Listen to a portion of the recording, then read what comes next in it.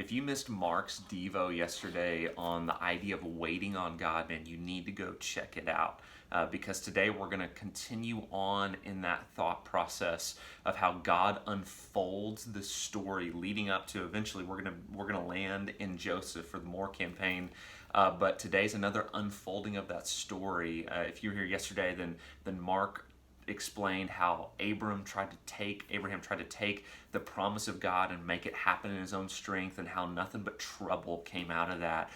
Well, today, what we see in our story today is God's intended plan for this. Had Abraham waited, and even though he didn't wait, God still is going to make this happen the way that God intended. And so I just want to read that for you today in Genesis chapter 17, starting in verse 15. Would you read with me? It says this, it says, "And God said to Abram, as for Sarai, your wife, you shall not call her name Sarai, but Sarah shall be her name. I will bless her, and moreover, I will give you a son by her. I will bless her, and she shall become nations. Kings of people shall come from her." And don't miss this part. "Then Abraham fell on his face and laughed and said to himself, shall a child be born to a man who is 100 years old? Shall Sarah, who is 90 years old, bear a child?"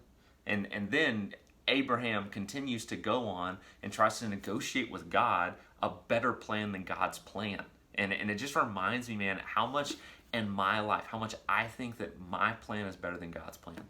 Man, how often I think, man, God, you just don't fully get it. Like, I know everything going on right now, and my ways would be so much better. My way would be so much easier. God, your way doesn't make sense at all. I mean, in this instance, man, it makes no sense for a baby to be born to a senior adult couple. Not only the physical impossibilities that are associated with that, but then rearing a child in your 90s. I mean, can you imagine that? That'd be so difficult. However, that was God's plan. And it was God's plan because through this lineage, he was going to bring about an even greater plan. Because remember, Jesus eventually traces his lineage back this direction. And so it's an amazing plan that God had from the beginning. But I want to challenge you today, in the same way that kind of Mark talked about yesterday, but in your life today, man, what is God going to put in your path that's going to be so different than what you would have picked? And my question is, are you going to be faithful in that?